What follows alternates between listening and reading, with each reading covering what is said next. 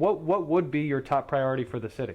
Top priority of the city, of course, is strong economic development base, focusing on education, working closely with the Harrisburg School District, and of course, looking into our police procedures, practices, as well as funding matrix.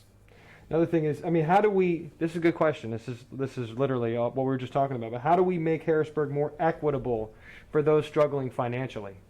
The way we make Harrisburg more equitable for those struggling financially is just to create an environment of opportunity. Historically, people of color in this city have been discriminated against, and as a result of it, they haven't received the employment opportunities, nor have they been able to truly realize and benefit from the contracting opportunities that have been presented here as well. A prime example would be the $300 million courthouse that was built on 6th Street.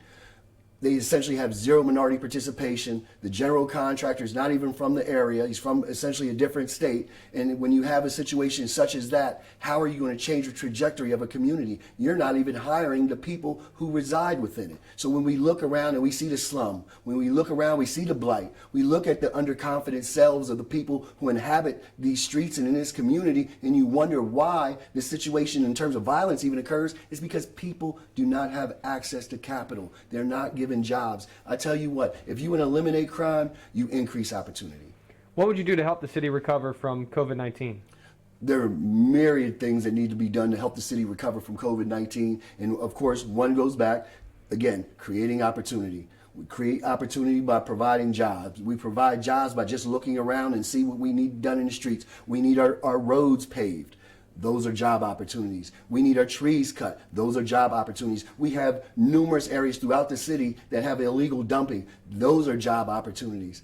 We have everything that we need. We have the skills, we have the talent, we have the know-how, and now we're going to have the resources, and it's time to redistribute those resources in such a way where everyone benefits across the board. What do you think is the best way for the city to tackle the issue of gun violence? The best way, again, to attack the issue of gun violence, again, opportunity. I'm not going to go in the streets late at night trying to protect a block or a neighborhood from a rival drug dealer when I know I got to get up at 6 a.m. in the morning to go to work. Right. What more do you think needs to be done to help keep younger members of the community out of trouble? One, of course, quality activities. I have a plan to deal with education. We're going to repurpose our public schools into community hubs where our young people can go after school and receive tutorial services. They can receive arts classes. They can receive physical education. They can receive recreational education, in addition to even job training services. So if you want to keep children off the streets, you have to give them an alternative. And that alternative is to repurpose these public schools in the evening, turn them into community centers, because think about it, guys. They have gyms, they have classrooms, they have stages, they have kitchens, and we cool them in the summer and we heat them in the winter. Yeah. Last one. What is the best way to tackle the issue of blighted properties?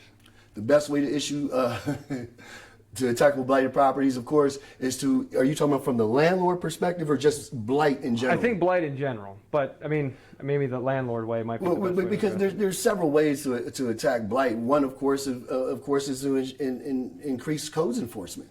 That's first and foremost. But when you have a landlord that is somewhat this nebulous entity that could live in as far away as Manhattan or California, and you try to go in a find this person to have them repair their property, you can't find them. And they're often hidden behind these shell corporations. So what we have to do then is I'm going to create an ordinance, and that ordinance will have police power where we put a lien against the property, go in there, do the repairs, and if that property owner does not pay on that lien, we will then take possession of that property and better position the resident to be able to live in that property.